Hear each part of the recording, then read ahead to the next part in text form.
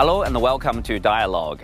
At 2024 Shangri-La Dialogue, the world once again turns its eyes to Asia, arguably the most dynamic and fast-growing region in the world, but also an area of potential military confrontation. What should ASEAN countries do to better secure regional security amid increasing geopolitical tensions? And what does the future hold in the face of an increasing U.S. competition with China? With these questions in mind, I spoke with Chao Xin-kwok, Director and CEO of the IC's Yusof Ishak Institute. That's our topic. I'm Xu Qinduo.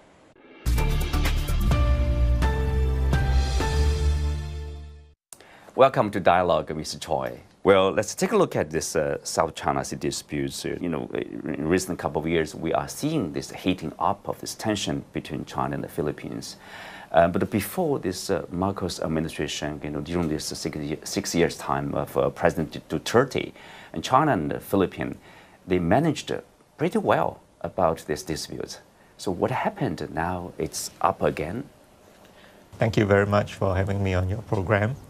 I would look upon it a little bit differently if you look on the longer history, because I think that what has happened under President Marcos Jr. is that he has reverted his country's position on this back to what I would see as the historical norm.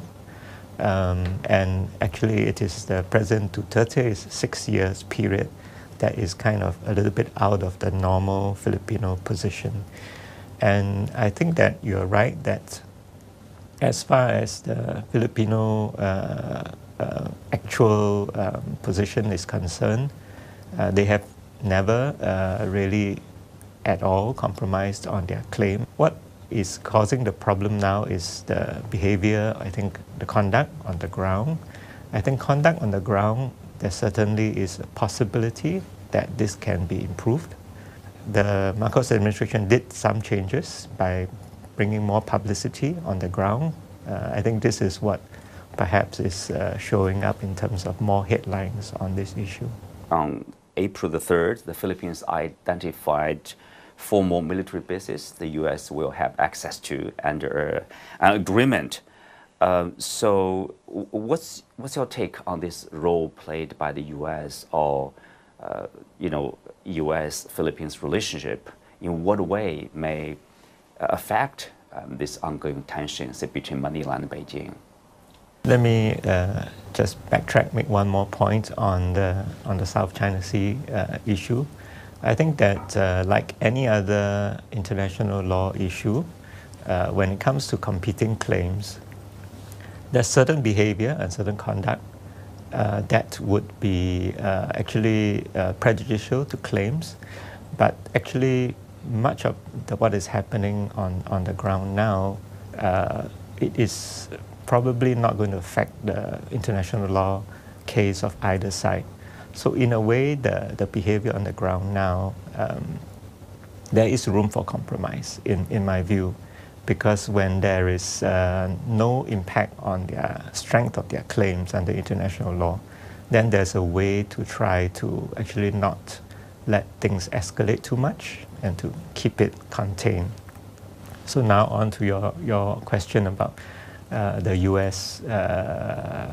Enhanced agreement with the Philippines. I think the Philippines is certainly looking for people to back its position by strengthening its relations with the Philippines, and by it having already been a treaty partner with the U.S. for so long. This is an ongoing relationship that the Philippines has with the U.S. Under the Duterte administration, it had been something that President Duterte was not comfortable with, so he had actually downplayed the relationship with the U.S. very significantly. It was due to his own personal history with the U.S. So I think for that reason he was uncomfortable.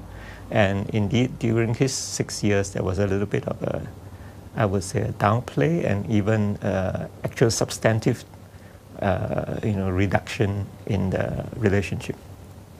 Under President Marcos, it has come back to normal, and there has also been some further improvement. This is natural, I think, from the Philippines' point of view, because as I said, they are looking for improvement in relationships with friendly countries so that they can feel more confident in their international diplomacy, including with China. So this enhancement would help the Philippines feel that it is, more backed by friendly countries. Does it make any difference in the claims? No, because those claims, no country will back their claim without actually seeing a process of analyzing the case under international law. But friendly countries could back their rights. So I think the Philippines do want countries to back them asserting their rights under international law, and I think that is what the US has been most vocal in doing, and this is part of what I think the Philippines was expecting as well. But of course, as you said, the Philippines, they could feel, okay, we would love to have more support from our partners or friendly nations, including Japan, Australia, for example. On the other hand, from Beijing's point of view, probably because of the U.S. involvement, they say, oh, the U.S. support might embolden Manila in terms of behaviors on the ground, the tension, the confrontation between the two sides. And furthermore, some people could even suggest like, what if there's a kind of like a military conflict between Manila and Beijing, sort of like what happened in Ukraine against Russia, a proxy war. How likely is that? I don't think it's so likely. I think that on the part of the Philippines, it has a nuanced position. It does not want to have a conflict in the South China Sea. It is unlikely that he wants things to escalate. He certainly does not want a dispute erupting into a conflict on the ground. So Philippines, at this point in time, it's been doing well economically for some time. Then the pandemic came. It's still recovering from the pandemic. So economic progress, economic growth, I think is the most highest priority, really, of the administration. So it has been also trying to court other, countries for investment, including friendly countries like to them, the U.S., Japan, and Korea, trying to bolster its economic performance. I think for that reason, also, China is still very important to the Philippines, biggest trading partner, and also one which you would like to have further investments and so on. Well, good thing is like countries in the region, most of them, if not all of them, prioritize development rather than conflicts or tension. Earlier we mentioned about this, the backdrop, U.S. competition with China. You once said that that's a structural issue, right? Tell us more about that, and where is the competition at now? Well, this is a long-term issue. I think that my view is, broadly speaking, the overall trend is not so positive because there are issues on both sides that make it more difficult to resolve. So, if you like, the trajectory is kind of long-term trend, maybe on a decline. It will be resolved at some point, I'm sure. But in the interim period, this is this is a difficult period for everyone, including the rest of the world who are not in this rivalry or this competition. Having said that, I think that the current trajectory, which means a short-term trajectory at the moment, is relatively okay and perhaps even on the up because of what President Biden and President Xi Jinping have decided last November. And so there is perhaps, shall we say, a slight uptick, but we're not seeing a breakthrough. That breakthrough hopefully will come at some point, but we don't see it yet. If if anything, I think we still see some further worrying signs that complicate the picture.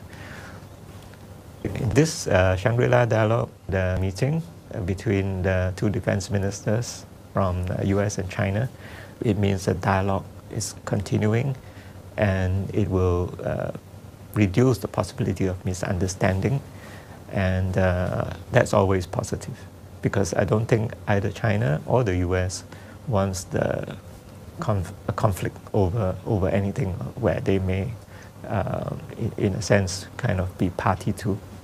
Well, let's take a look at ASEAN-China relationship here. Your institute did a survey, 2024 survey report of residents here in this region. And more than half of respondents in Southeast Asia would side with China over the U.S. if forced to align in the ongoing U.S.-China rivalry. And which is the first time actually for China to edge out the U.S. since this question was added to a survey in 2020. What's your interpretation of this result? Well, let me sort of tell you the trajectory of the answers to this question over the years. This is the 6th year doing this survey, and right at the very beginning in 2019, the first survey, we had a result that was, I would say, similar, but with the US being ahead. So it was just less than 1 percentage point difference between the two at the beginning 2019. In the intervening years, the US was the choice by a bigger margin, and that actually peaked last year. And then this year, the result that you mentioned, where China has bounced back and has edged the US, so it's slightly above the US. I would consider both the 2019 result and this year's result as really totally balanced. That means it's even between the both sides in terms of what the choices are. There is I would say a disillusionment with the US over the last 1 year, particularly during the period when this current survey was taken, which is around February to March this year. And that disillusionment, I think, largely comes from seeing what happened in Gaza, because at that point in time, I think the Israeli counteroffensive was at its kind of peak, and there were many things that in this attack that they had mounted in response to October last year that was causing humanitarian problems. So obviously, I think most people would be feeling that this is something that's very hard to support. But because the US is such a strong ally with Israel, it has been, in a way, backing that position, backing their right, even to the extent of some of the issues that have happened during that time. So I think the Muslim majority countries in Southeast Asia obviously reacted badly to that. The non-Muslim majority countries in Southeast Asia, because of humanitarian concerns, also reacted negatively to that. Also interesting in the surveys, the attitudes toward China and a kind of a divergent, I would say.